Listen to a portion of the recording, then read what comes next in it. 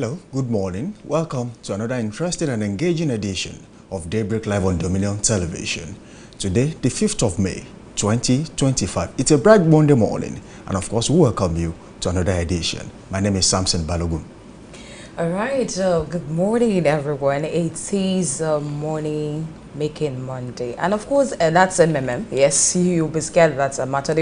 Introducing you to another Ponzi scheme. No, but it's a day for you to go out and make money. And of course, my name is Pat Aito. Let me just ask, I trust you had a wonderful weekend. Some people said they are going for night vigil. Let me ask Samson, did you actually? All right, don't put me on the spot anyway. I couldn't. I had to attend to some things over the weekend. See the way I'm smiling? Just as predicted. Just as you predicted. Okay, well, of course, this is Daybreak Live. It's a program designed to inform you, educate you, and enlighten you. So sit back and enjoy every bit of the program. My name is Pat Aito. Good morning once again. All right, we'll be discussing something really interesting today. The World Press Freedom Day 2025, although originally designed to be commemorated 3rd of May. But then we cannot just sweep that under the carpet. We still have to talk about it. Today being Monday, we are going to be extracting so many things that people have not really been doing, or maybe don't really know about the World Press Freedom Day. All right, it's more or less like observed every year, May 3rd, and of course it was proclaimed by the United Nations General Assembly in the year 1993, following a recommendation by the UNESCO. The day which is meant to celebrate the fundamental principles of press freedom. And now, I remember a few years ago, there was what we call the Freedom of Information Bill, which eventually became the Freedom of Information Act, which coming down to Nigeria now.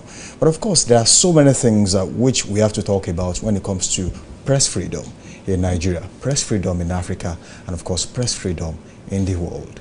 Well, Nigeria, to me, Nigeria recently joined the global community in commemorating the World Press Day, Freedom Day. World Press Freedom. So, with this year theme coming to reporting in the brave new world, the impact of artificial intelligence on press freedom and the media. And we'll saw a place there where what's it called, a media house coming up with AI. They introduced the AI in different languages. That is 5 languages. We have the Igbo, Yoruba, Pidgin, Hausa, and people are like, oh, so what's the essence of you asking for, or maybe you're actually employing a human being to do your job if you're actually looking for AI to do the whole thing. And from the interview, what I could grapple with, the woman was like, no, AI won't do everything. But it's just a way, a new face into the media. Actually, there has to be someone somewhere who fits the artificial intelligence information to work on. So it means that to some extent, some people will still retain their jobs. But then there has been so many concerns in some quarters, the thinking since AI has emerged, some people have actually been losing their jobs. You go to restaurants and you realize the fact that even there are robots that actually does the serving. Then there are questions. Going back to World Press Freedom Day, there are still questions as regards if AI will do the job intelligently, just like they call it artificial intelligence. Will AI be able to do it the way we know we used to do it, the way we do it, like a human being will do it. Then there are questions and answers too. People also answered the question that, well, maybe AI will be more competent than a human being. But then some people are, it has been a back and forth anyway, and then people are saying no, it cannot be, better than a human being. But hey, we are in an era where we have to embrace technologies. Yes. We have to embrace artificial intelligence. No matter how hard you try to resist it, no matter how you think it's going to affect people's jobs, it is here, and we have to adopt it. And then that brings us to the area of what exactly is AI bringing to the table. Some people no. Maybe we should just start with what is AI? Because some people are like, is artificial intelligence, what is it all about? I think I saw a billboard a few days ago, and there was a question, what is AI itself?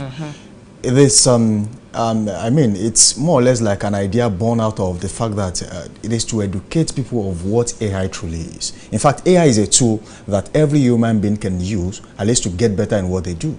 But so many people think, oh, AI is just another competition that takes the job away from me. But no, it's a tool developed by human beings like us who actually want us to get better at what we do.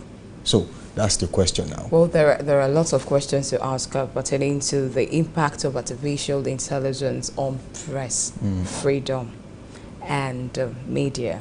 So I think we'll unveil that very soon. Of course. But then? Now, let's talk about this particular one, which you just mentioned. You know, there is this attitude in town. There is this practice of quackery in media. And I think we have not been saying so much about it, and it is time for us to speak up. You know, we now have half-baked journalists out there. I was watching a particular clip a few days ago, and there was a back and forth with a particular political functionary, and then, you know, a journalist, and then it was like, well, there's something that qualifies you to be a journalist. There's something that qualifies you to be a broadcaster. If you don't have those qualities, there are objectives, you fair, balanced, and of course you are not being biased. Absolutely when reporting your then stories. We need to stop the attitude of copy and paste on social media. If you are not verified an information, don't copy and paste. Well, do your verifications. Well, I need you, because you're like saying journalists. I need you to be explicit, because now if you're talking about journalists, we have broadcast journalists and we have print journalists. Yeah. So are you, the quackery you're talking about, isn't in both? I think it's in both worlds. Because if you go to social media, we still have people who actually do print, and then what you have to look at is the fact that how did they get their info, and then how did they get these stories they publish. So we just realize that they just copy from one page and then put on theirs without verification. But then it's a topic we are going to do a form of analysis on as the show goes on. But then at this point, you have to move to the next segment on the show this morning. All right, the next show will be, you have to listen to the news. That's Daybreak News. Enjoy it. And of course, Ronkagiwa Onofua is waiting. We'll be back after this time out.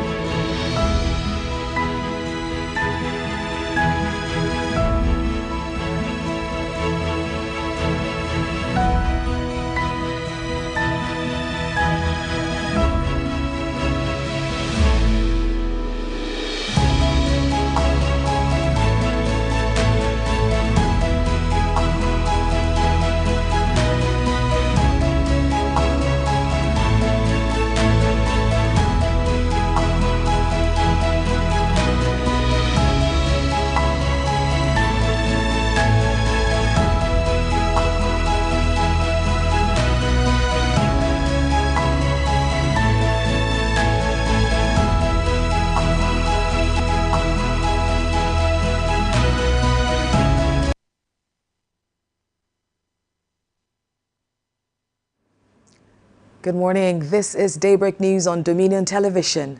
My name is Ronke Giwa Onafua. The Federal Ministry of Art, Culture, Tourism and Creative Economy has unveiled the Creative Economy Development Fund, CEDF, to provide funding opportunities for the sector.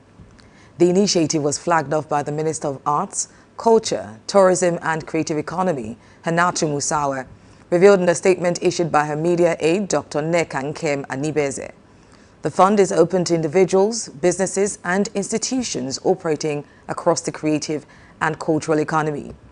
The minister stated that the fund is a strategic national investment designed to unlock the vast potential of Nigeria's creative sector, positioning it as a driver of economic growth and cultural diplomacy. The Federal High Court of Nigeria has announced the establishment and operationalization of Freedom of Information Desk.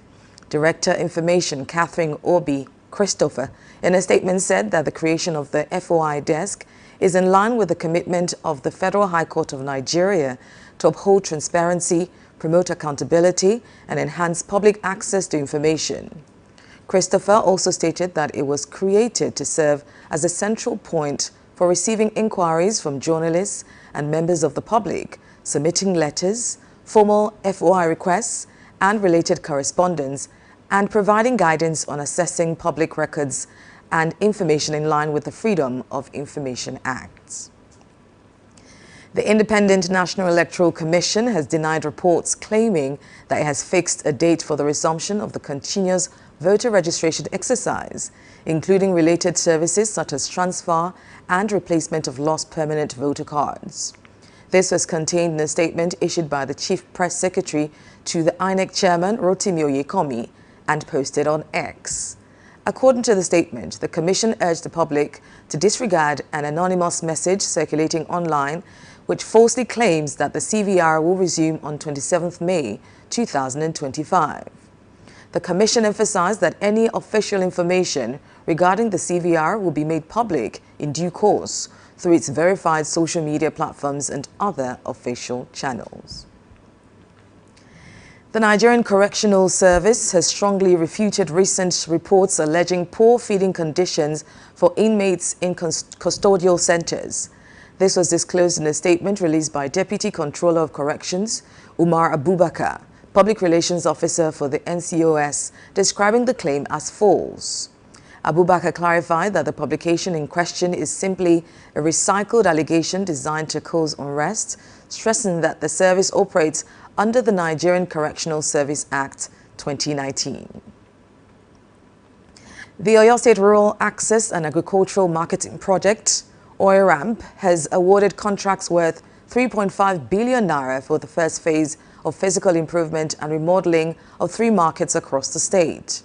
Speaking at the official signing ceremony recently, the Commissioner for Agriculture and Rural Development, Barrister Olasukomi Olaleye, reaffirmed the government's dedication to transforming rural markets into modern, functional hubs that will drive agricultural productivity and improve access to markets across the state. Olaleye noted that the markets will undergo comprehensive modernization, including upgraded infrastructure, enhanced storage facilities, improved access roads, and other critical features aimed at streamlining agricultural logistics and supporting both farmers and traders.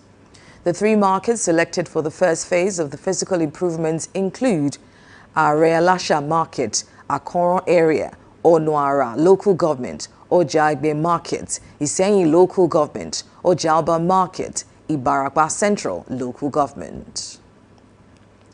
Now, 4 seminarians have died and 9 others have been wounded in an accident at the Obudu Ranch Resort, Cross River State. This was disclosed in a statement by Nsa Gill, the Chief Press Secretary to the Governor of River State. Gill said that the victims were seminarians who came for a tour in a bus belonging to the Enugu Catholic Diocese. The accident involved a vehicle carrying 13 individuals, and preliminary reports suggest that brake failure may have contributed to the devastating incident. Now, no fewer than 11 local vigilante members have been confirmed dead following a fierce gun battle with heavily armed bandits and unconfirmed numbers of vigilantes in Tangaza local government area of Sokoto State. This occurred when members of the community-based vigilante group intercepted a group of about 40 bandits attempting to raid Mangoho village. The assailants, according to a local source from the community, rode on about 20 motorcycles and were heavily armed, and they reportedly opened fire after their attack was hindered. Now in business, the national president of the All Farmers Association of Nigeria, Kabir Ibrahim, has said that the association has yet to receive the promised tractors needed to boost agricultural output, but noted that the importation process is ongoing. He explained that AFEN is not directly involved in the importation process and thus lacks detailed information about the shipment timeline or structure. Recall that in January, the National Agricultural Development Fund was mandated through a presidential directive to lead the deployment of 10,000 tractors across Nigeria. The initial rollout of 2,000 units was scheduled for the first and second quarters of 2025, with plans to scale up to 10,000 over the next 5 years.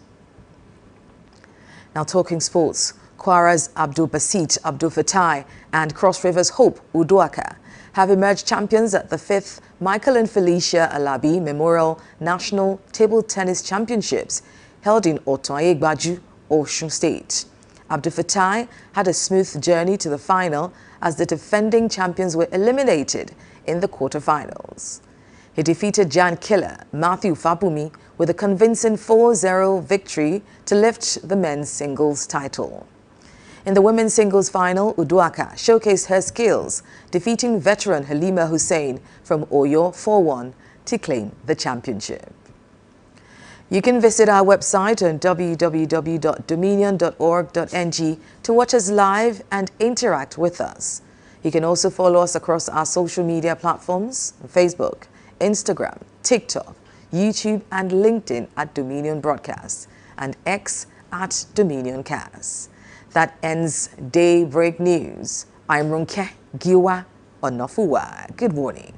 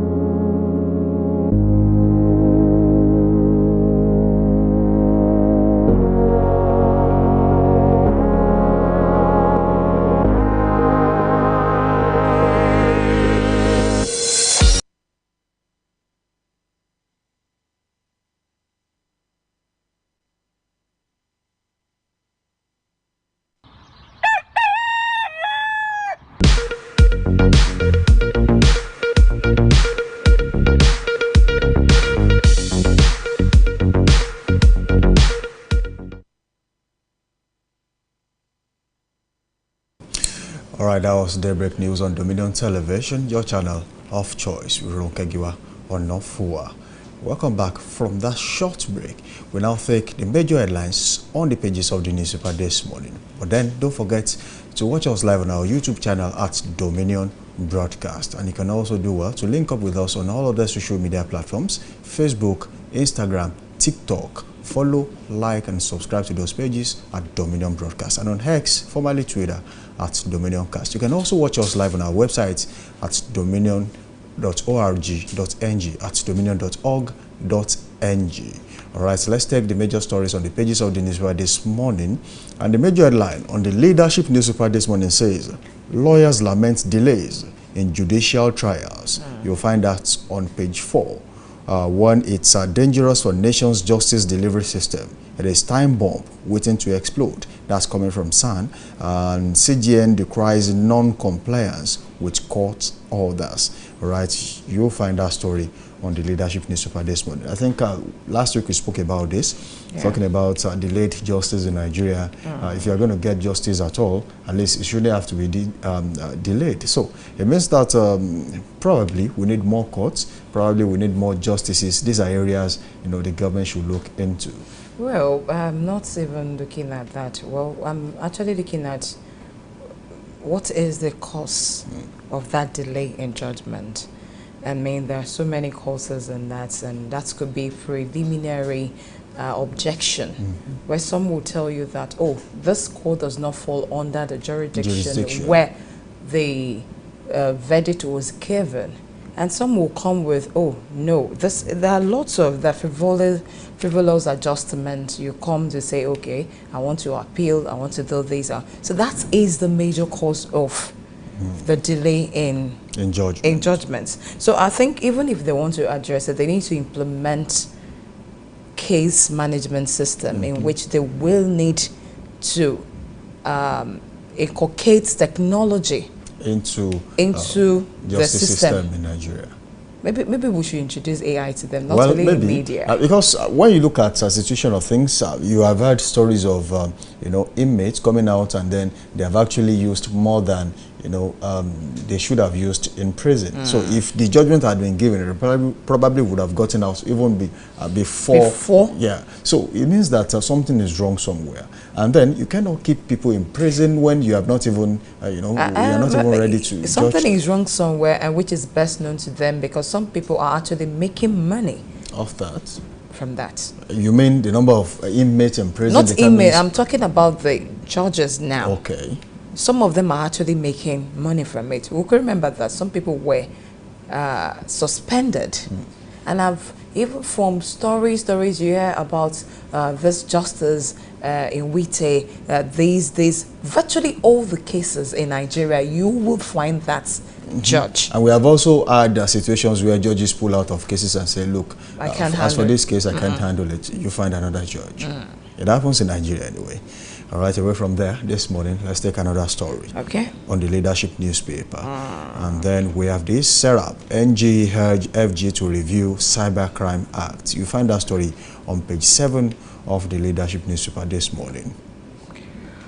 Oh, well, let's go ahead. And this one is coming to, okay, the power sector. That's Leadership now.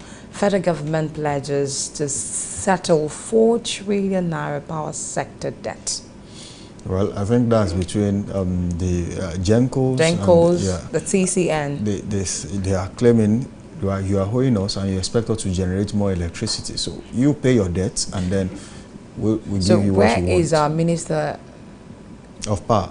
Of Power? I think he coming has been... No, that's not where I'm coming to tell us that, oh, now we can now enjoy 100%, not 100%, I'm just... You said at least people are getting, I think, 14 or 15 hours electricity day. And now you're owing people that are supposed to supply us electricity. The problem has been there from time immemorial, and I think there is a lot to talk about when it comes to electricity in Nigeria. Don't forget the power installations in Nigeria, most of them were done even before independence. And over the time, I don't think there's a major shake-up in that department. It has always been like that. And then I think in Nigeria, we believe so much in repairs. We believe so much in, let's just fix it temporarily. Temporary arrangement. That's fixing it, I think, is even our problem. Why do I say that? You've not been using a mention for a long time. Do you think that mention will still be functional the way you brought it? That's the point. I think some people are actually getting money from it. That's a major problem. Let's deviate from that now. Go to NNPCL. The refineries. The refineries. I mean Nigerian National Petroleum. To what is it called? The general manager, the CEO, Chief Executive Officer, were actually gotten 80 billion naira from them. Yeah, and they noticed that found some money with them in their accounts. And now they said the money were meant to do some things on the Kaduna refinery, Port Harcourt refinery. So people are actually eating. Well, I think it is... people are actually getting money from this. Actually, Nigerians are feeding fat on Nigerians. And then we have forgotten that when you are no longer there, you are leaving a generation behind who are actually going to bear the brunt of whatever it is, the calamity you have caused at this time. You're speaking from the religious angle. None of them know about that. All right, away from there this morning, we'll take another story. And then Meta's $220 million fine signals new era in digital regulation. That's coming from NPAN this morning. You'll find that story on page 7. I think Meta was sanctioned, and then they also threatened to pull out of Nigeria. If this fine actually holds. So that means you won't be able to Facebook. You can use Facebook, you can use WhatsApp, Instagram. Well, I feel like they are still going to find a middle ground, a level playing field to discuss this particular fine and then see how that goes. All right, let's look at this one from page 20, and that's poverty, illiteracy causing insecurity. That's Bago. Are we just knowing that? Yeah, that's been there for a long time anyway. That's been there. Diphtheria resurgence kills 2 in Zaria. You'll find that on page 7 of the Leadership newspaper this morning. I think we need to talk more about diphtheria, and we'll leave that for our producer to just decide, because some people will just like, what's diphtheria? It's all about swelling of the leaves, and after that I can use something like, no, diphtheria is more than that. It's deadly actually. And then probably one of these days we'll bring a health practitioner, probably a medical doctor to talk about diphtheria on this show. All right, away from there this morning, PCNGI vendor experts disagree over success. You'll find that on page 26 of the Leadership newspaper this morning. And away from there, we take stories from the Blueprint newspaper. Okay, let's go to Blueprint now. And Blueprint is coming with this one, and I think you should just help. The major story says NDLEA intercepts Naira 42 Zamfara bound explosives. Wow, that's a lot. Seizes 3.4 billion Naira opioids in Lagos, Port Harcourt. Uncovers drugs in chocolate tins. I think smugglers have always found their way around smuggling in Nigeria. If you have caught them with a particular method, they always look for something different. So now they are doing that in chocolate things. And then you talk about Naira 42 Zamfara bound explosives. If that gets to a particular state and they start wreaking havoc in that part of the country with Naira 42 explosives, that would be a major disaster.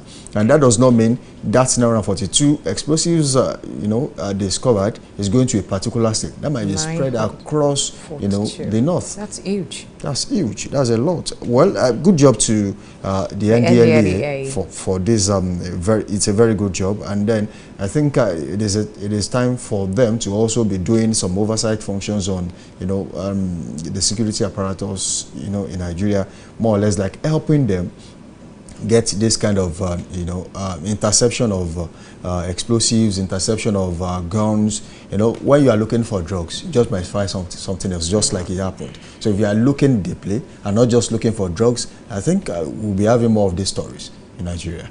All right, this one is saying Sultan Oni, vital to national unity. That's coming from Jonathan, and Ailes monarch's royal dignity. All right, we take this one too. Akpabio kicks against service elongation by NAS bureaucrats. You'll find that story on page 6 of the Blueprint this morning. Okay, we'll have this from the Blueprint. Africa's Senior Wrestling Championship. Nigeria sweeps 9 gold medals in women's freestyle. Oh. All right, I think you like that story this morning. I like that story. It's called My Name. As it involves the women. Yeah. Of women. What a man can do, a woman can do better. And of course, double better is best. Yeah. Oh, no problem. 9. I'll not disagree with 9. you. I'll not disagree with 1, you. 2, 3, 4, 5, 6, 7, 8, 9. As long as you can also get better in paying bills. Well done.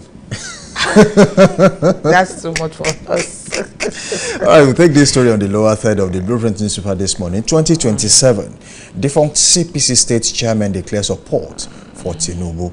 You'll find that story on page 17 of the Blueprint newspaper this morning. All right, let's move away from Blueprint to this day, and this day is coming with this. Presidency faults additional claim, says Nigerians better off than in 1960. Okay. That's a big word there. It's a big one. And then I am always of the opinion that if you are coming with headlines like this, if the presidency will be releasing an information as big as this, I think they should also be releasing statistics that backs this up. And it comes with a rider says incorrect assertion was based on inaccurate data and assessment of nation's economic development. Okay. Well, you can get a copy of this Daily Super this morning, and maybe you'll find exactly what the presidency is talking about this morning. You can read more about that. And then, blue economy. FG pledges timely completion of $3 billion age deep sea port. You'll find that story on this Daily Super this morning. Duty calls for partnership to ensure project success. That story is on this Daily Super this morning. Okay, can senseless killings across Nigeria condemnable? Yes. And then the riders says strength of our nation lies in unity. Seeks dialogue to tackle security challenges. Military silence as terrorists allegedly attacks Yobe formation. 4 killed in Benue as suspected herdsmen renew attack. And then you find that story on this Daily Super. New strategy every day. Every day. Well, I feel like the idea of herdsmen attacking and retreating, I think it is not. It's a premeditated kind of way of attacking the people of Benue. They know exactly what they want to do, when and how.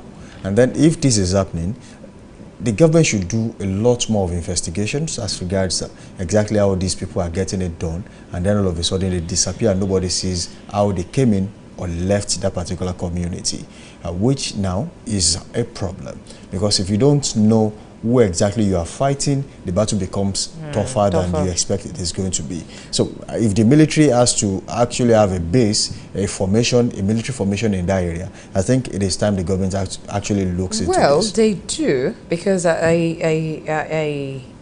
was a story that I read some weeks ago where those people that were killed, 50 of them or more than that were killed, always have a military always have armies that always follow them to farm, not knowing that IED have been planted on the farmland. Not on the farm, on the way to the farm. Okay, it was an ambush. It was an ambush. Wow. And the governor came to say, oh, these people you're talking about, the issue has gone past the herders and farmers clash. These are real terrorists, not the herders that we are actually looking at before, maybe years back. I feel we are already looking at ethnic cleansing in that part of the country, because it's one particular area in that part of the state. It's one particular area, and it has always happened again and again and again. All right, away from there, this morning we'll take another story on this day newspaper. FG begins negotiation with Gencos over 4 trillion naira debts. You'll find that story on page 6 Minister of Power this day. Already told us.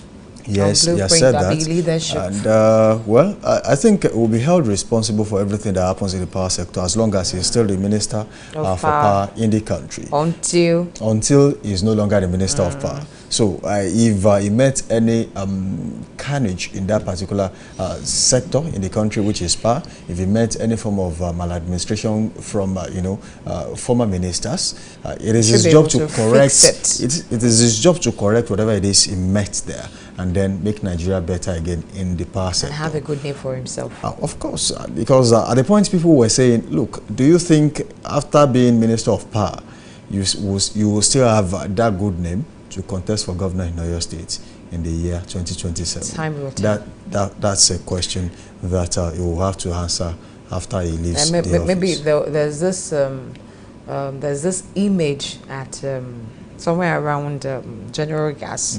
They're like, who is the next and the image is just blank, and the question mark is just there. We'll know. Okay, we'll know. As time goes on, we'll yes. see. You'll start saying, actually, some people are already making their intentions known, but the electioneering period is not here yet, as INEC has not actually declared that you can start doing that. So it means that as of now, I will let you know. We'll also keep our lips sealed until it is time. And then we go straight to the Guardian newspaper this morning.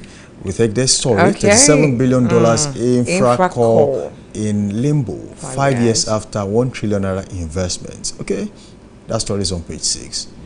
Oh, well, the idea of investing in, you know, in some things in Nigeria, and then you realize that after years, nothing has really happened. We spoke about the water project by the World Bank, and then it was tagged as a failed project. Who supervised such project? Who was in charge?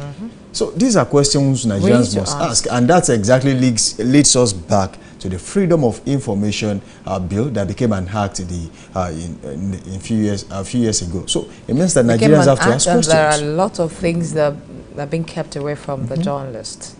It is not an act. It is not a bill yet. Because if you want to be truthful, you need to let us know everything that is happening. Anything that is happening. Your privacy, maybe your personal life, okay, lifestyle, out of it. But whatever it is concerning governing this country, you must let us know, because we are the fourth realm, the estate fourth realm, where we inform people, where we educate them, where we let them know exactly what you want to do for them. And some people will just come and say they necessary, and I just feel like you're just putting us in dark. In fact, even if you're talking about governors, you are talking about presidents. Well, I think it is still, to an extent, you can excuse them a little, but then you have to ask questions about House of Representatives members who think they do not owe, you know, their constituents any form of explanation. What in this part of the country? I mean, at this age, a lot has to change. I've seen some of them actually holding town hall meetings. It is only in Nigeria that you start a meeting with prayers, you lie to everybody, and then end it with prayers. Who is fooling who? This is something we have to look at. You don't have to see, prayers are not really necessary if you are doing the right thing. Because when you go to countries, developed countries, you realize the fact that 90% of majority of the things you are praying for are actually responsibilities of the government to provide. So if the government has provided the necessary and basic amenities for the people, you realize that they are not actually asking for too much. And of course, that takes us away from this segment of the show this morning. We now go on a short break. And when we return, we go straight into analysis this morning. The show is still Daybreak Live on Dominion Television, your channel of choice, where inspiration meets entertainment. Don't forget, you can watch us live on our YouTube channel at Dominion Broadcast. Don't forget to subscribe to that channel, drop your comments and be a part of the conversation. You can also watch us live on our website at dominion.org.ng, at dominion.org.ng. And then do well to link up with us on all other social media platforms, Facebook, Instagram, and TikTok at Dominion Broadcast, and on X, formerly Twitter, at Dominion Broadcast. Let's go on a short break. And when we return, the show continues. We'll be back.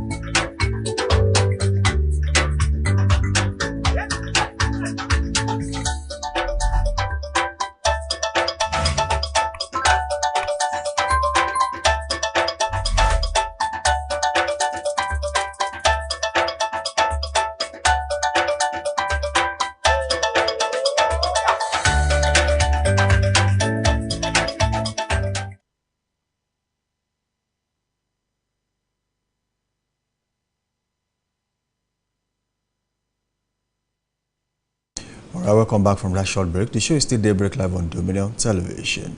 We have a lot to unpack for you this morning, from the chit chat down to newspaper review, where we bring you the major stories on the pages of the newspaper, down to analysis, down to trend watch, and then to sports. And this is the next segment of the show this morning, where we bring you analysis, unbiased analysis and undiluted reportage. And to do that with us this morning, we have in the studio Sam Nwako, the senior editor with the Nigerian Tribune newspaper. He's a seasoned and veteran journalist too. Good morning to you, sir. Good morning to you, sir. Good morning. Good to have you in the studio. Good to be here. Thank you. Thank you for this privilege. Okay. You've heard a lot about AI. That's artificial intelligence. A layman term, what is AI?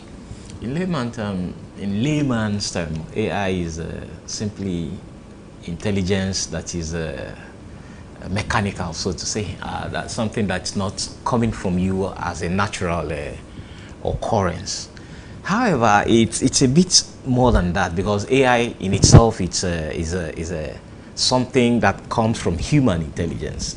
So, and when you analyze human intelligence, it becomes artificial intelligence, because you put it into a machine to work for you. So AI, basically, as far as I'm concerned, is human intelligence in machines working to support and enhance human intelligence. So I beg your pardon, we're supposed to celebrate with you, because all celebrate with you, we are all journalists. Yeah. But now this year's themes talked about the impact of AI in the media.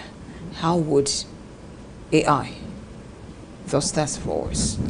On two planks, AI is doing what it's supposed to do, and it's also detracting a little bit from some of the things we expect journalists to do with AI.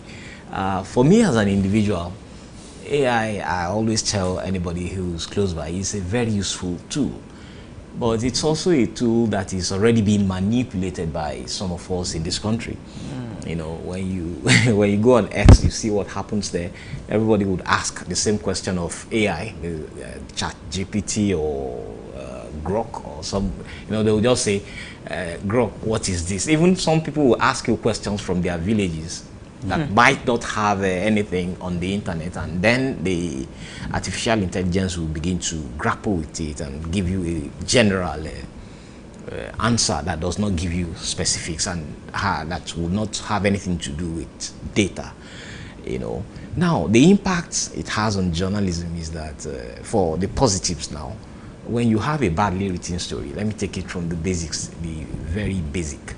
When you have a badly written story, just post it and it will come back to you as a better script. Structure, edit. Yeah, and when it comes back to you as a better script, you still have to put in the work of reading it again to see if what you want is in that story, or AI has done what it wants to do with it. Otherwise, you will end up losing both your story and your integrity. You know, so that's on the positive side. But on the negative side, a lot of people are misusing AI now. They are using it to manipulate voices, manipulate scripts and so on, even signatures, to implicate people, and that's not good enough, and it's not helping to enhance the integrity of journalism. So for some of us who have seen this thing at play, we keep working, because it won't stop us. We are here when the computer came, and when the computer came, many were afraid that it will take over, it will sack people, it will kill journalism, it will stop. And here we are today. I was about to ask that question. Yeah. That question. 3rd of May, the World Press Freedom Day, which I congratulated you for. Thank you. As a journalist, congratulate ourselves. So was celebrated, and then we felt like we can't just sweep that under the carpet. We have to talk about it, and then talk about the impact of AI on journalism, and how AI has actually helped journalism. Recently, a media house decided that, look, we are going to do some of our stories, some of our news in 5 major languages with the AI. AI will be doing all that. But then there are questions as regards won't this take away jobs from people? Won't this affect other people's jobs? Won't this be a problem for journalists in some part of the country? It will be a problem for any journalist or anyone who does not upgrade. You see, it happens every day. If you snooze, you lose, as they say on the street. If you don't move, then you'll be left behind. And you know, there's this funny way the Chinese tell about a movement. They say even he who limps moves. Do something. I didn't start journalism with. I tell people I'm a phone citizen. I'm not a phone indigene. By 2001. What do you mean by phone citizen, not phone indigene? Oh, good. Now, phone citizen is somebody whom the phone met. Phone indigene are our children who have been asking us how we survived without the mobile phones. So many of us can use the mobile phone very well, depending on what you can afford.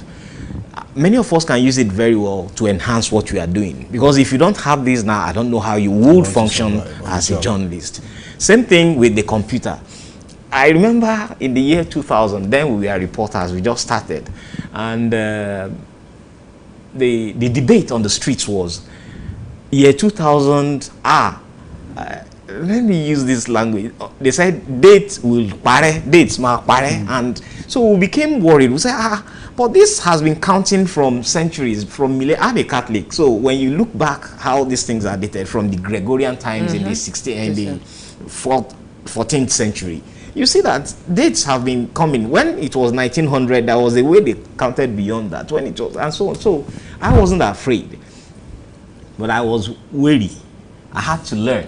I had to do something. So for some of us in the Tribune, one of the things we did was to call ourselves together and say, gentlemen, if you, like I said, if you snooze, you lose. If you don't move, you'll be left behind. So what do? We said, okay, we'll learn the computer. That's as simple as that. But you need to bring yourself to know what you really need and go for it.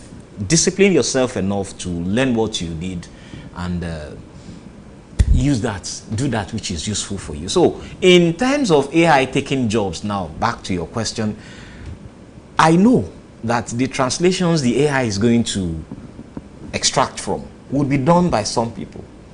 That which the AI will work on are also done by some people. So when you do the translations, the transliterations and transcriptions and so on, they are done by people. It is not the AI that will I know some will even use voice.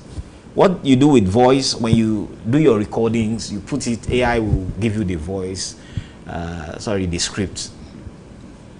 By the time AI comes with the script, you will have to do the work again, because on many occasions, AI does not understand our dialects, our intonations, our like now that they have Igbo, yes, if I say Otusoma now, you understand. Yes. How would AI say Otusoma? Yeah, well, the AI in Igbo will also do that, just as it would do that of the Yoruba. But what I'm saying is, if I see a word like the word AWRY, the normal thing for you is to say Ori. But the AI will expect you to say Ori. And when you don't say Ori, it may give you an ellipsis there and leave you the space. So it's for you to now. So what I'm saying in essence is, I'm going to go through the when your dialects, very heavily accentuated language comes into AI will leave you with some work to do also. So you have to, AI will have to run pari passu with whatever it is you are doing. That's what I'm saying. So, but you need to get yourself prepared for the job AI is going to give you.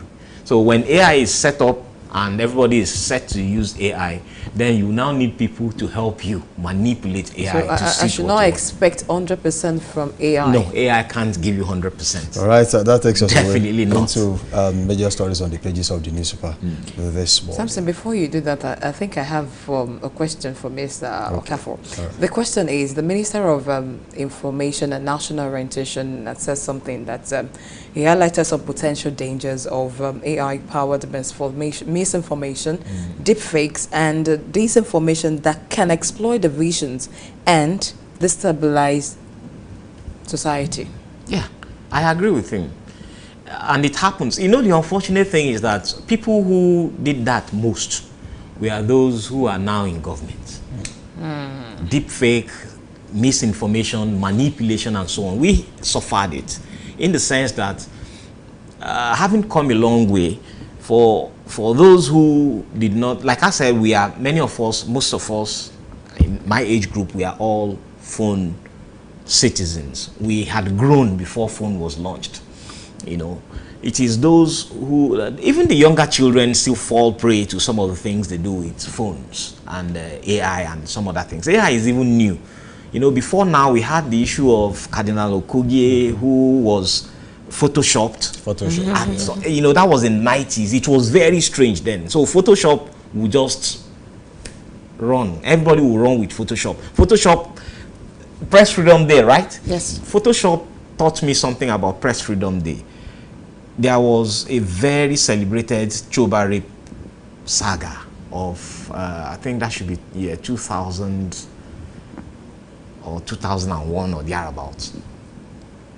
I knew that that thing was fake. There was nothing like that.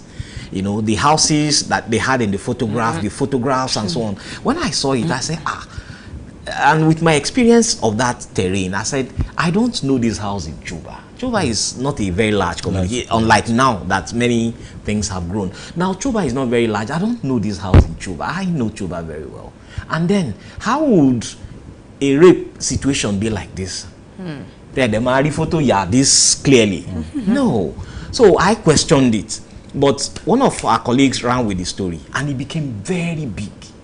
So my people called me from Ibadan and said, this man, you missed a story and so on. I said, no, I didn't miss a story. That story is fake. I stood by my until it became... It backfired. Yeah, it backfired because they had to sue. All right, Mr. Okafo, a quick one. Sam Moko here. Oh. Yeah. Sir. Thank you. All right, we'll take stories from the pages of the newspaper this morning. And then we'll talk about lawyers lament delays in judicial trials. That's on page 4 of the Leadership newspaper. We have always had this issue of delayed trials in Nigeria. We have had issues of people being remanded, and then by the time they come out, you realize the fact that they had already spent more than they should have actually spent if the case had been, done with earlier before then. Now, and then there is a rider that says once it's dangerous for nation's justice delivery system, it is time bomb waiting to explode. That's coming from Isan. CGN decries non-compliance with court orders. Are these reasons why we have delayed justice in Nigeria? First, I need to congratulate the lawyers for even speaking up, because they are the first respondents or first victims of this. The second victims are those of us who take cases to them. I remember that it's always a case of lawyers trying to outdo themselves in some cases. If you go to court, you see that some lawyers don't even come prepared, and they will have to seek opportunities to prolong whatever the matter is they had brought. But that is on the one hand. On the other hand is the system itself as a unit, as one of the arms of our government. Yes, the judiciary, Now, the problems have always been there. I know that Oyo State, for instance, is still in need of judges. I know that states like Ekiti is still in need of judges, and many other states like that. And that's because the process is slow, and beyond being slow, there are also so many other considerations that come into making these things work. So it's not always easy for the government. Now Imo State, the governor appointed a chief judge. The NJC said no. I can bet you that issue will not be resolved in 4 months, 5 months, 6 months, and that will cause some delay in matters that are pending in that. Yeah, the justice system. Thank you. So it's like that all over. It may not be as pronounced as what we have in Imo. We've had it in Ekiti. We've had it in some other states. But generally, it is also the lawyers themselves who would prefer solutions to some of those things, because they are the ones who become judges, they are the ones who make judicial policies and make sure that everything falls within what the Constitution tells us. So it's good it is the lawyers that are raising it. All right, thank you so much, Mr. Sam Nwoko. Away from there, but still on leadership, still from Leadership newspaper, we have this one saying, poverty, illiteracy causing insecurity. That's the governor of Niger saying that. We've known that ever since. Poverty, illiteracy. Illiteracy more. Okay, is illiteracy for me more of illiteracy than poverty? Because poverty will not. I'm not a rich man, but I'm contented.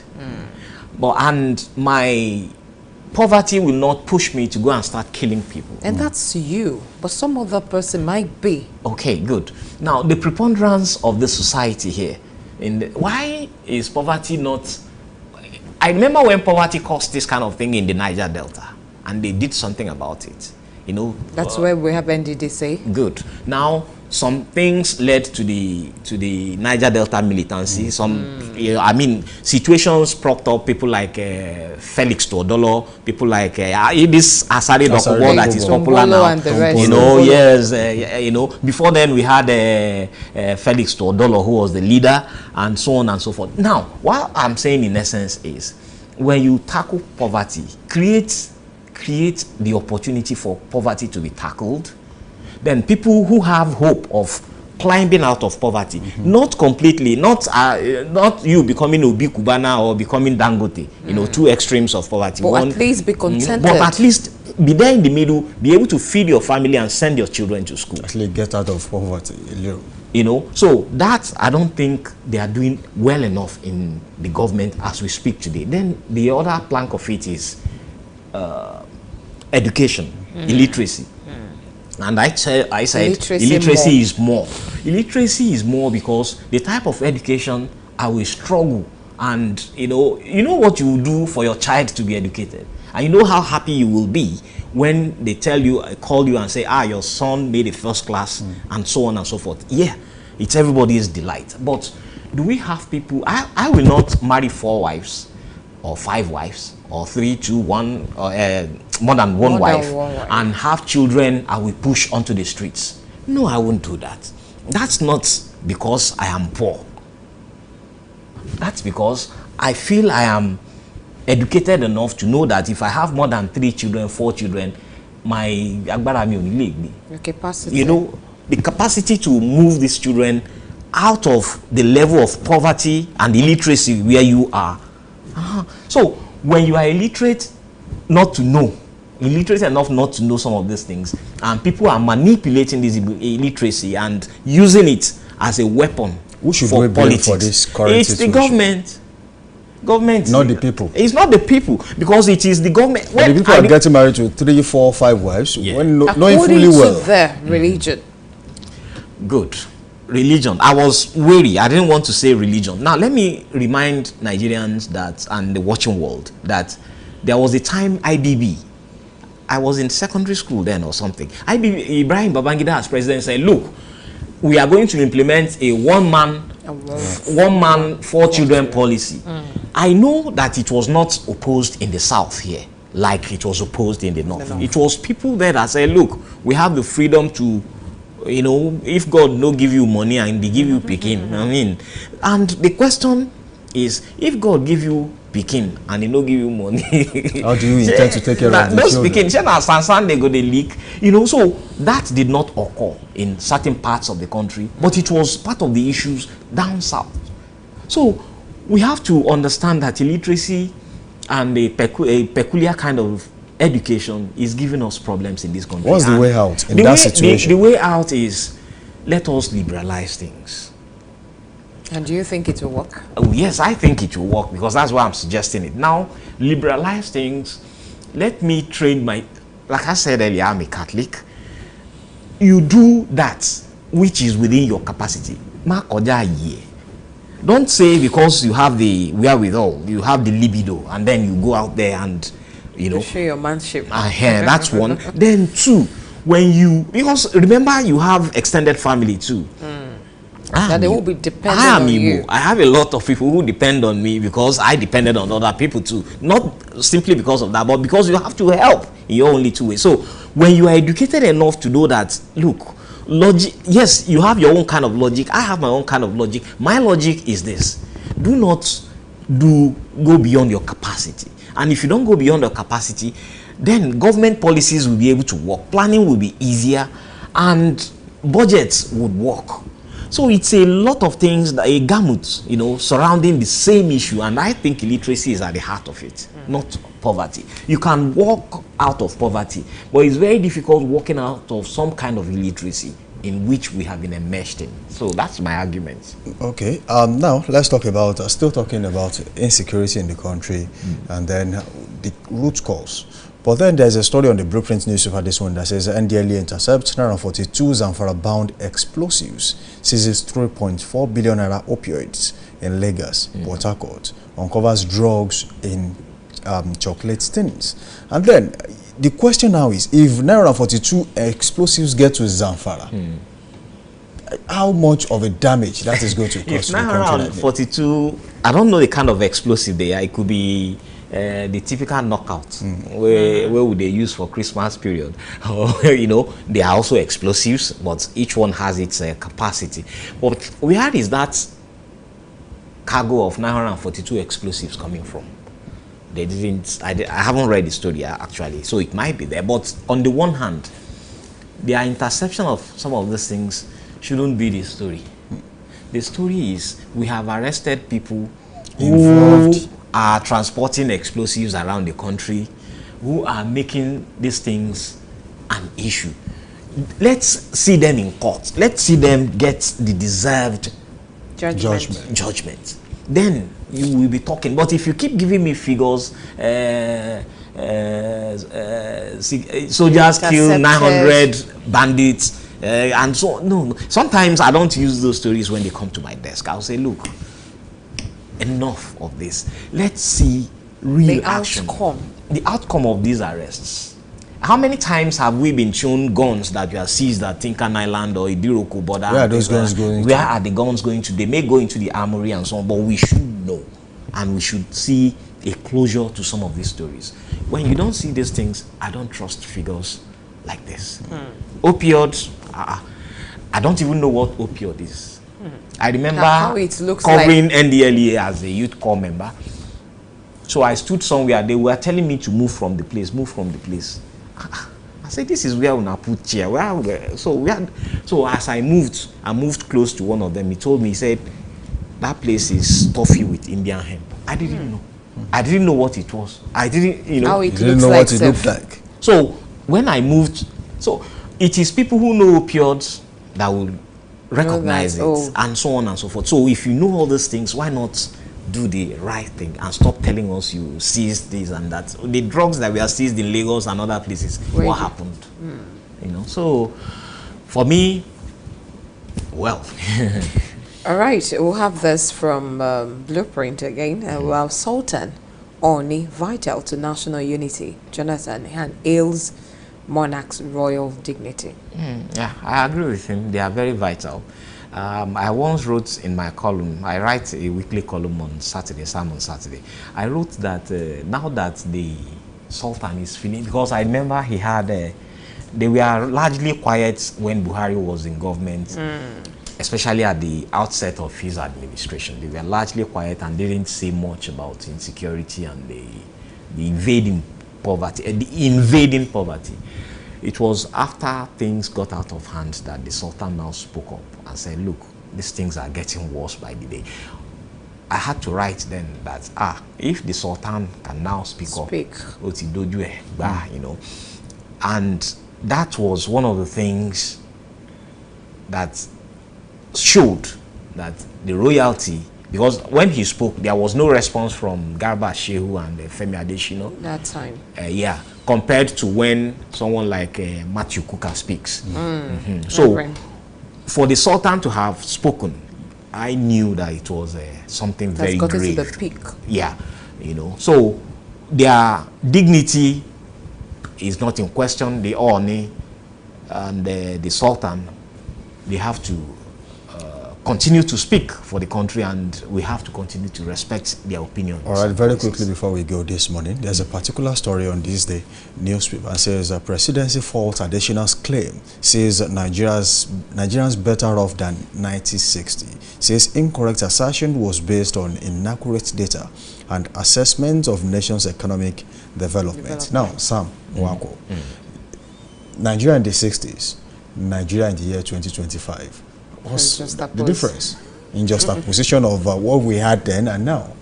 I wish we are around in the 60s, but from what we have read, from what I heard my parents say, and what I have seen, Nigerians in the 60s would always be better.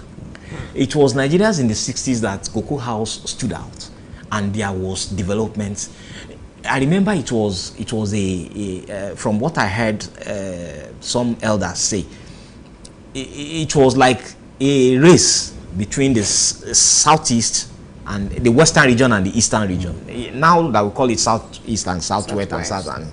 The eastern region then, when Chief Obafemi Awolowo started the WNBS WNTV in 1959, in 1961 or 1960, late 1960, they started the Eastern Nigerian Broadcasting Service, the NBS, the name. WNBS WNTV was called first in Africa. Yes. The Enugu one came and they said second to none. You see the point? It was a competition. It was a very healthy competition. We don't have that anymore. There is no peer review. There's nothing. Now going to what Adesina said and what the federal government is reacting to. In fact, I was eagerly waiting for their reaction.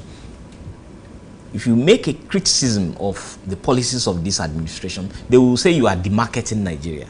So how would you now describe Adesina at that level, with his pedigree and what he has garnered as experience in the federal government as an agric minister, a substantive one and well-performing minister at that time, and a two-term president of African Development Bank. Okay.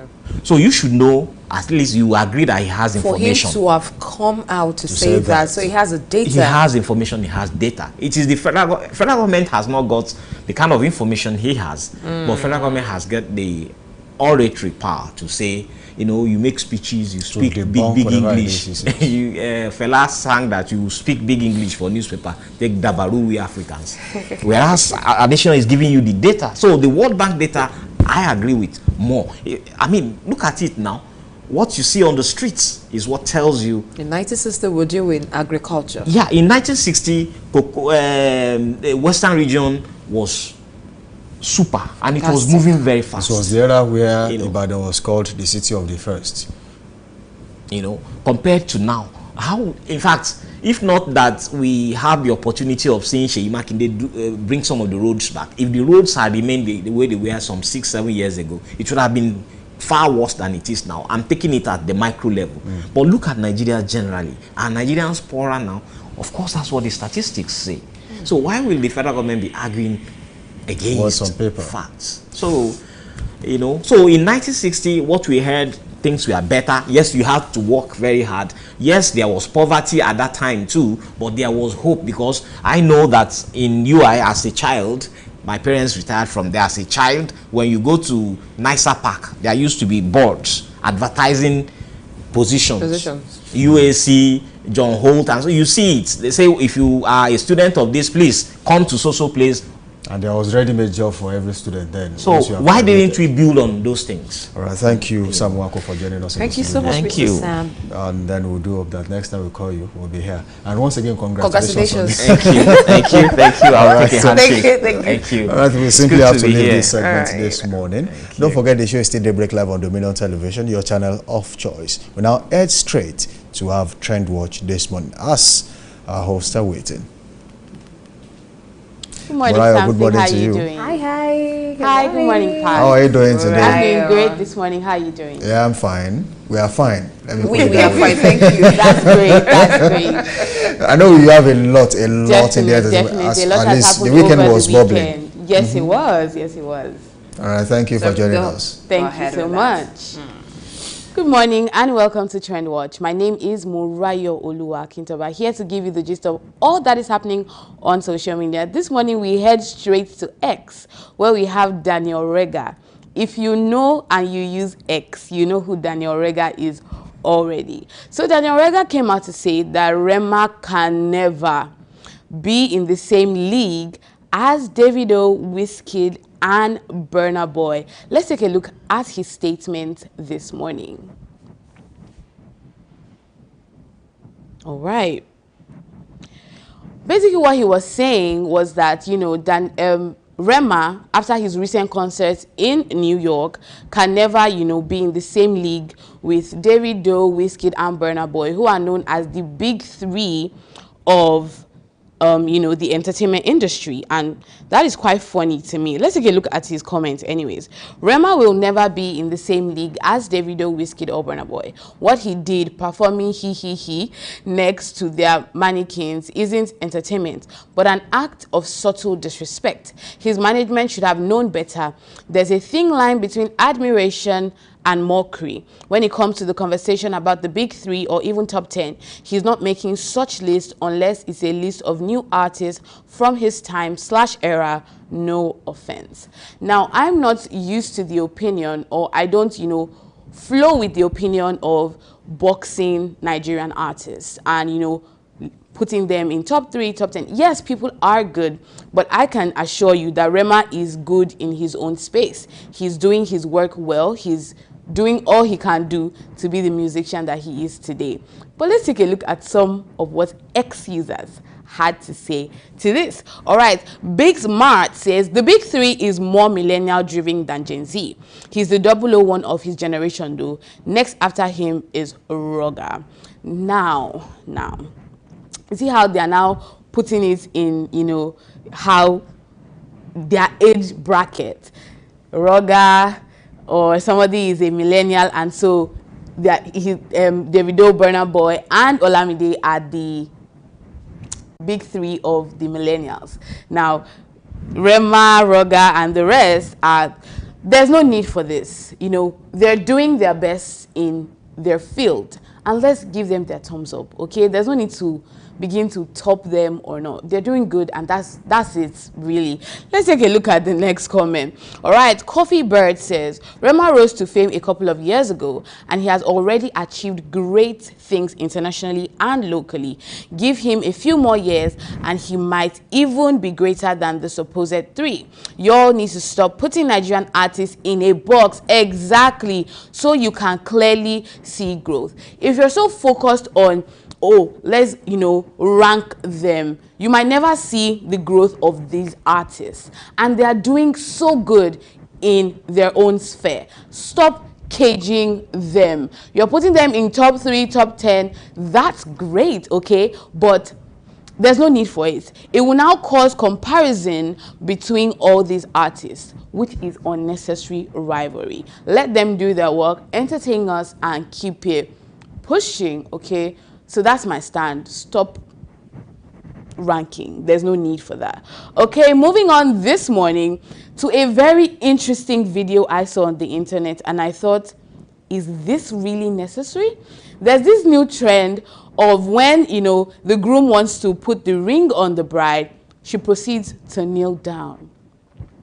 I saw this video and I was really in shock as to what was going on. In my head, I'm like, is this a new, you know, thing? Is this a new sign of respect? What is really going on here?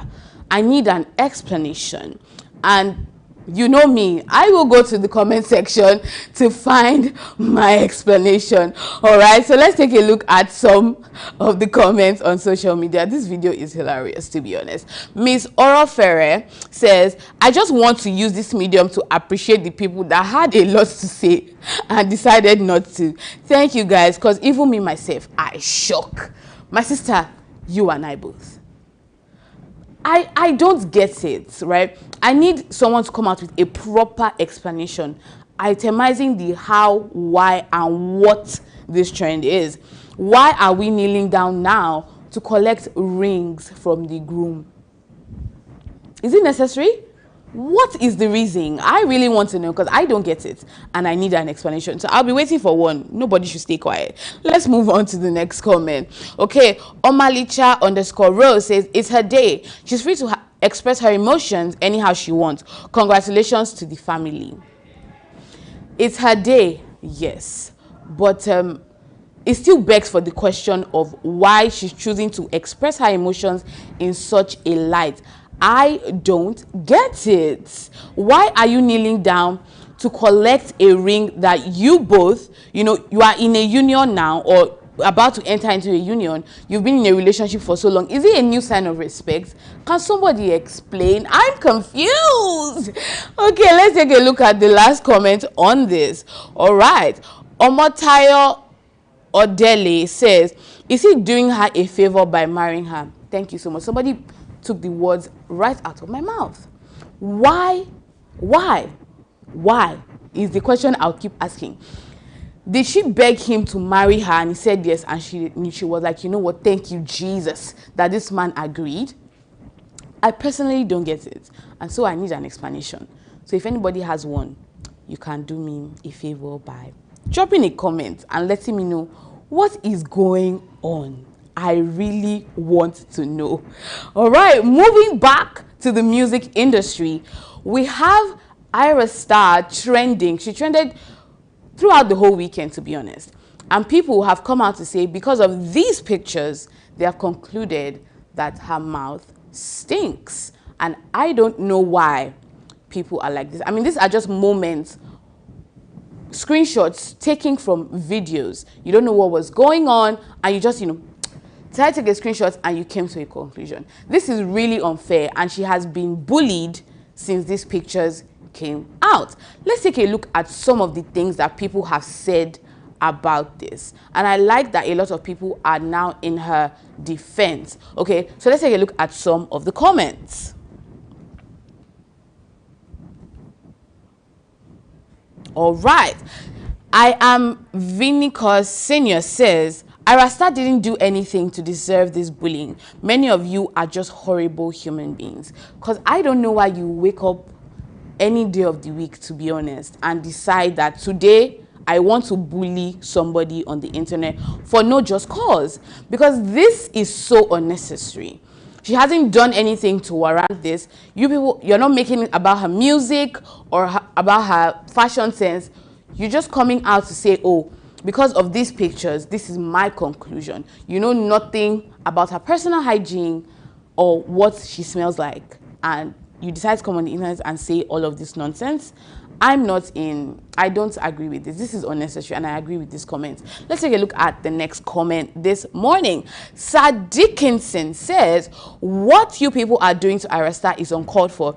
To think those screenshots are gotten from random videos, exactly. She has not done anything wrong to deserve such. The agenda is to tarnish her image and brand unprovoked, and it is unfair. You are going too far. Just stop.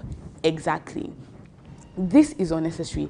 You're not making it about her music. You're not making it about anything that concerns her but her personal hygiene that you probably don't know about. You see her through a screen, and that is all you know about her.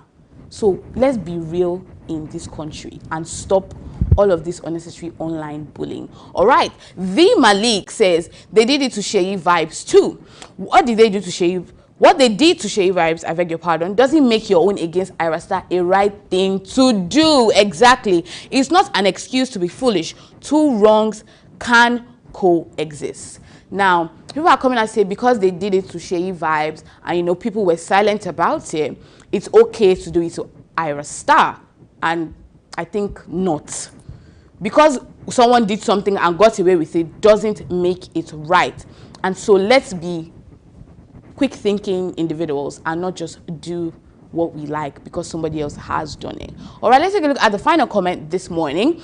Daniel Rega says there's crews/bands and there's hate. What's being done to Ayra Starr is well calculated hate. Enough.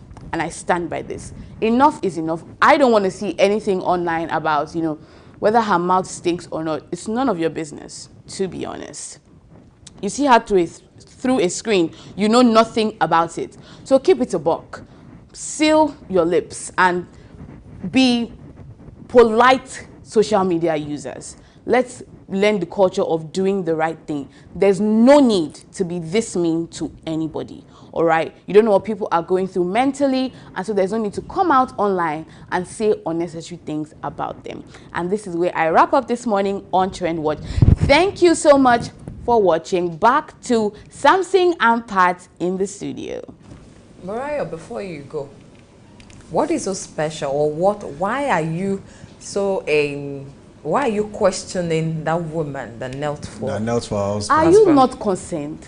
Because this is like the second video I'm seeing on this. Why are you kneeling down to collect the ring from the groom? Well, I think that might be a unique or a dynamic way. Interesting. Of respecting, yes, of respecting your husband. Like, okay, I respect you. I've never seen this before. Maybe that's why I'm shocked. You don't have to. Actually, she's free to actually do her thing away, depending on I agree with that. I do agree with that, but it's becoming a trend. She's like the second or third person that's doing this now. And we're going back to our old ways. I give it to you, but I will not be doing such, but feel free. You will. I will let you do that. No.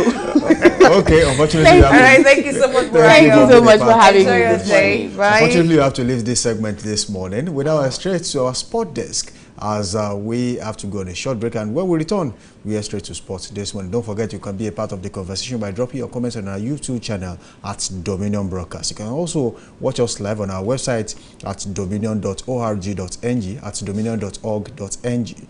Do well to link up with us on all other social media platforms at Facebook, TikTok, and then Instagram at Dominion Broadcast, and on X, formerly Twitter, at Dominioncast. We'll be back after this time out.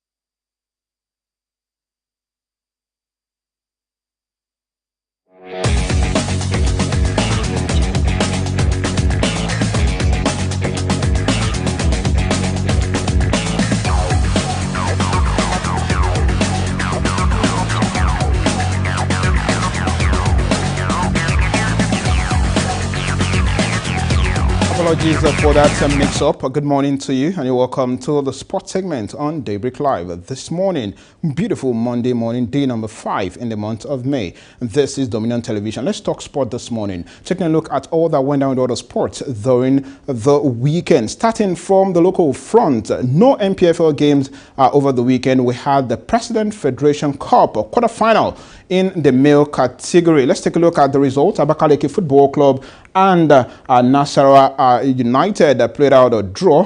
Of course, that was settled via penalty, with Abakaliki making it to the semi-finals of the competition. Also, Wiki Tourist lost to Ikorodu City, with Ikorodu qualifying for the semi-finals. And of course, Akwa United and Kwara United also slugged out with Kwara going through there. And Rangers, yes, last year's champions in the MPFL, also went through courtesy of that 1-0 victory. Let's take a look at the semi-final fixture in this year's President Federation Cup. And there you have it. Abakaliki FC will take on Ikorodu City later on this month, while Kwara United will take on Rangers International in the semi-final of this year's President Federation Cup. Well, from the male category, let's take a look at the female category this morning, where matches were also played across the federation. And there you have it on your screen. Heartland Queens going through courtesy of that 5-0 victory. Rivers Angels also trashing First Mahia 5-0 in that encounter. Danas Ladies lost to Remo Stars Ladies. And of course, Ibom Angels also through to the quarterfinals. Edo Queens also through to the quarterfinals of the female category. And then Unification FC won that game 6-0 against Mighty Just Matter. Sunshine Queens went through, as well as Nasarawa Amazon. Let's take a look at the quarterfinal pairing for the ladies this morning. And of course, the games will be played on the 7th of May. Yes, this May. And of course, Sunshine Queens will take on Nasarawa Amazons. Edo Queens versus Unification Football Club ladies. Rivers Angels versus Remo Stars. Will also have Ibom Angels taking on Heartland Queens. Well, away from the President Federation's Cup, let's take a look at what happened in the Nigerian National League. That's the second tier of Nigerian League football, where matches were also played across the federation. Conference A, Conference B, Conference C, and Conference D. Well, I'll be taking a look at what happened in Conference A, because that's where we have Crown FC of Ogbomosho. 2-0 Crown FC lost against Abia Comet. Let's take a look at the implication on the table. There you have it on your screen. Crown FC not the position where the fans want them to be at this point, because they are now third on the table. And don't forget, only the top two will qualify for the season-ending Super 8, where the eventual champion will emerge, and those who pick a ticket to the MPFL will also emerge. But we trust them to continue from here. The next game, match day 17, is against Igbajo Football Club in Ogbomosho, and we trust that they will get the job done and, of course, do us pretty proud. We expect them to do that. I would trust them to get that sorted with just a few round of games left in the NNL regular season. Well, from our league here in Nigeria, let's cross to the continent and talk about the Under-20 Africa Cup of Nations. Yesterday, the Flying Eagles of Nigeria played out a goalless draw against their Moroccan counterpart to maintain the unbeaten run in this competition. Goalless that game ended. You remember that Flying Eagles' first game was a win against Tunisia. Morocco's first game also was a win against Kenya. Then Tunisia, later in the day, defeated Kenya 3-1. Let's take a look at the table as we speak. Morocco still top the pack this morning. After 2 rounds of games, they've won 1 and drawn the order. They are first on the table. Nigeria, second, 1 draw, 1 win. But, goal difference situation, Nigeria find themselves second on the table. Tunisia third, and of course, Kenya are fourth as we speak. Away from football, let's quickly check on other happenings in other sports. Let's go straight to Morocco this morning. Venue of the 2025 African Senior Wrestling Championship. And Nigeria continue to dominate that particular sport. Prove once again that they are indeed the biggest wrestling nation in Africa, winning 10 gold, 1 silver, and 2 bronze medals. Let's take a look at some of those who did the magic for Nigeria at the weekend. There you have it, Jumoke Adekoye winning in the 60 kg category. Let's take a look at, you saw Christiana earlier on your screen. Let's take a look at others this morning that also did us proud in that particular game. Esther Kolawole also doing us proud in the 62 kg category. Next, let's take a look at who we have here. Yes, Hannah Ruben also doing us proud in the 68 kg category. Of course, Adijat Idris also doing us proud. And of course, we say big kudos to the girls under the tutelage of Honorable Daniel Igale. He's been doing a very fantastic job with that particular federation, and we trust that that will definitely continue. Away from that, let's go to Saudi Arabia this morning, where Efia Ajagba, Nigeria's Efia Ajagba, and Congolese Martin Bakuli went head-to-head in the early hours of Monday morning in Saudi Arabia. Was a heavyweight bout between the two Africans, and of course, eventually it was a draw against, according to the judges. And after 10 intense rounds in Riyadh, the judges called the contest 95-95, 94-96, 95-95, with one judge narrowly favoring Ajagba, while the other two called it even. So it ended in a draw, and of course a lot of boxing analysts have been talking about this one, feeling like it's a daylight robbery for Efia Ajagba, but it is what it is. It's boxing, and then we move on from that one. Let's quickly check out updates from America this morning, talking about the Miami Open in the world of Formula One, where it was Oscar Piastri winning his fourth race in 6 this season. Of course, coming tops in Miami over the weekend. And of course, there you have Lando Norris coming second. And of course, George Russell coming third in that particular race. It's been a fantastic season so far for Piastri, like I mentioned earlier. Four wins in 6 races this season. The question is, who can stop him at the moment? In Miami, Max Verstappen, the champion, actually finished 4th, and he's indeed struggling this season. Let's take a look at the current standings as far as the driver standing is concerned. Piastri with 131 points, followed by Norris with 115 points. And you can agree with me that it's McLaren's season, no doubt. Top 2 is what they're occupying, and Piastri is indeed cruising, if you ask me. Well, for Verstappen, 99 points is what he has in 3rd position. And then let's take a look at the team standing. Of course, what do you expect? McLaren top in the park with 246 points, followed by Mercedes, Red Bull, Ferrari, Williams, and so on. Well, away from the world of Formula One, let's check out what transpired in Spain at the weekend. It was the finals of the Madrid Open, and on Saturday, Aryna Sabalenka, world number 1, proved that she is the best when it comes to female tennis in the world, as she got the best of American Coco Gauff, 6-3, 7-6, to come out winners of the women's singles of this year's Madrid Open. In the male singles, let's take a look at the male singles this morning, where of course Casper Ruud came out victorious against British Draper, 7-5, 3-6, 6-4 for Casper Ruud there. Congratulations to him on that important victory for his career. Undoubtedly, the biggest title is won in his entire career. All right, away from there, let's quickly check out updates coming from the world of basketball this lovely morning. It's getting really interesting. We are now into the semi-finals, the conference semi-finals already, and we have the semi-finalists already. Oklahoma City Thunders, of course, with Denver Nuggets facing off in the conference semi-final, the Western Conference semi-finals. And of course, we have here other pairings also to talk about. Because of our time, I won't be able to break all of this down, but tomorrow we'll definitely do that one. Yes, and there you have it on your screen. Cavaliers losing out this morning in their own Eastern Conference semi-final first game played in the early hours of today. While away from that this morning, let's return to the world of football.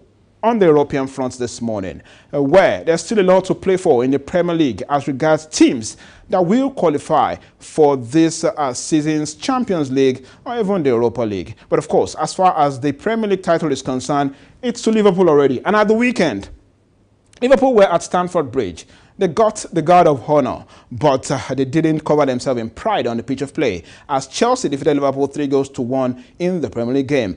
For Arsenal, it wasn't a good weekend for them. They lost theirs. City won theirs, and of course, good victory for Chelsea. And this is what the table looks like at the moment in the Premier League. City, Newcastle, Chelsea, Nottingham Forest, all looking to do battle for a place in the in Europe come next season. And then you have it, Aston Villa also in the mix. Nottingham Forest also in the mix, with Forest having a game against Palace later on today, so they might come a little closer to Chelsea and Newcastle after tonight's game. Let's cross to Spain. Yes, in Spain, it's getting a whole lot more interesting in Spain. Barcelona still top in the pack in Spain. They won at the weekend, same as Real Madrid, but then Real Madrid fans are hopeful that the El Clasico coming up next will help them or push them even further to winning the La Liga title. They are saying a win for them against Barcelona next time in the Clasico will probably hand them a chance of winning the La Liga. But then there's still a lot to play for as far as European places is concerned over there. Now in Italy, as you can see on your screen, in Italian Serie A, Napoli, they are still the leaders in the Italian Serie A. They became leaders last weekend, and of course they consolidated that this weekend. 77 points what they have, followed by Inter Milan with 74 points. Atalanta with 68 points, and we must say kudos to our own boy there, Ademola Lookman, who of course found the net also. Juventus failed to win yesterday. It was a draw against Bologna, not a good result that they actually wanted. Let's cross to Germany this morning. I'm talking about the Bundesliga. Finally, the man on your screen, yes, Harry Kane won his first major title over the weekend, courtesy of the Bundesliga title that Bayern Munich won. Don't forget that, all his career, about 31 years, he has never won a major title. But last season, they came close, that's Bayern Munich, but they never got it. But this season, they finally have it. And congratulations to this man for doing that job. Well, moving to the French Ligue 1, Paris Saint-Germain, of course, they are the champions over there in France already. Olympique Marseille, Monaco, Nice, Lille, they are the top 5 as far as that is concerned in the French Ligue 1.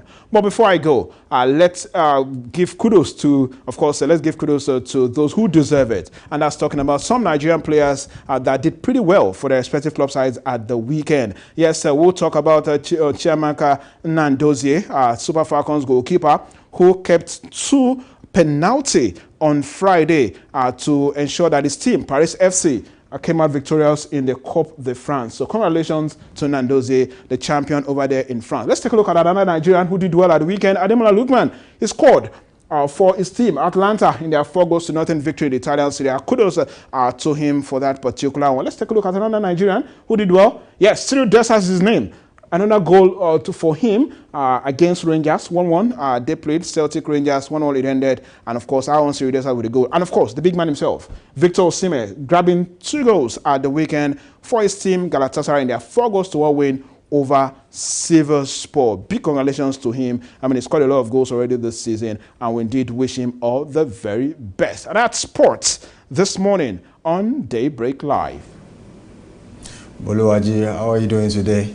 It looks like Liverpool and Chelsea had a lot to play for over the weekend, especially for Chelsea. Having delivered the guard of honor, they needed something back as pride. But absolutely, I totally agree with you. They needed that. That guard of honor, you remember that Liverpool gave Chelsea 10 years ago, and it was Chelsea's time this time around to give it to Liverpool. But then they had other plans because, they want to play on the continent come next season. So they did their job on the pitch of play. 3-1 they won. They didn't even respect the champions at all. They left the respect when they were coming on the pitch, with the guard of honor. But on the pitch, they got the job done. 3-1, but then they have tougher games right ahead of them. They still have Nottingham Forest, they still have Newcastle, they still have Manchester United this season. So a lot to play for Chelsea this season. But I'm sure that they understand the task ahead, and they will definitely get the job. But one boy that I was really happy for yesterday has to be Cole Palmer, who has struggled for a while. On social media, he's been attacked several times. But then he got to go, the top goal yesterday, and he was indeed happy. And he threw some shades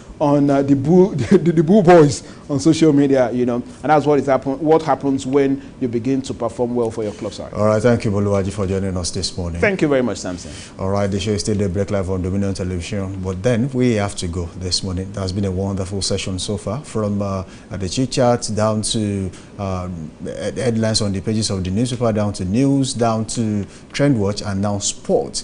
But then we simply have to go. But then don't forget that today is another Monday. It's a brand new week, 7 fresh days to grow, grind, and glow. Don't wait for opportunities. Create them. Let your hustle speak louder than your doubts. Happy Monday to you all. Samson Balogun is my name. Let's meet again tomorrow on this show.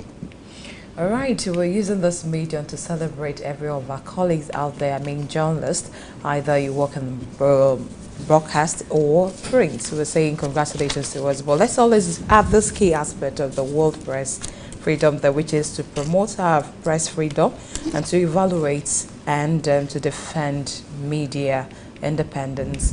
Always believe you can, and you are halfway there. What Theodore Roosevelt said. Do have a productive day and a positive week. Good morning. My name is Pat Aito.